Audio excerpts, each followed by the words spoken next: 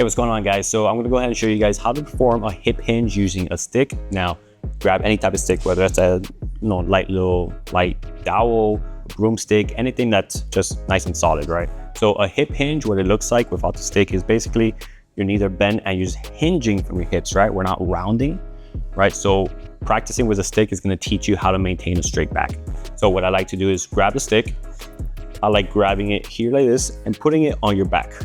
Now, the point of the stick is for you to maintain 3 points of contact. So you want the stick touching your head, you want it touching your upper back, and you want it touching your tailbone. So with the opposite arm, I like to kind of just hold it here or under, grip whichever is more comfortable for you.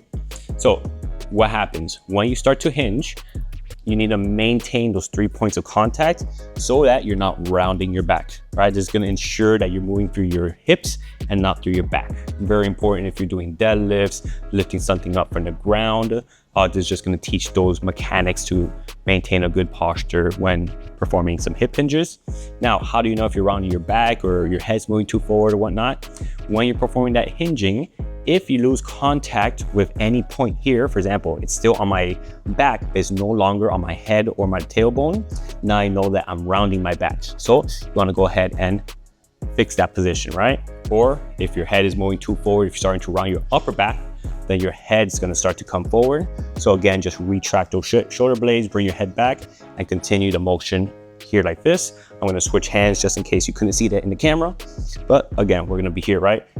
Point, you have contact with the head, upper back, and that tailbone. Again, go into a small little hinge position, right?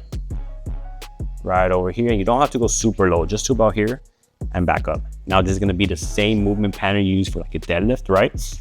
So if you have the barbell, light barbell, heavy barbell, whatever it is, when you're doing those deadlifts, especially RDLs, right? We're trying to maintain this position and not go into this. Although it's okay to round your back when doing some light lifting activities, carrying your child out of the crib, carrying some light groceries.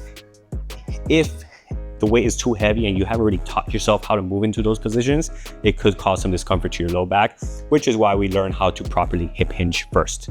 So again, if you're using a barbell or two dumbbells, a grocery bag, Amazon package, whatever the case is, I want you to just have the knees slightly bent, hinge from the hips, right? Now from here, you could perform whatever you're doing, picking something up, lifting something, and back up, or rounding, or avoiding that rounding position.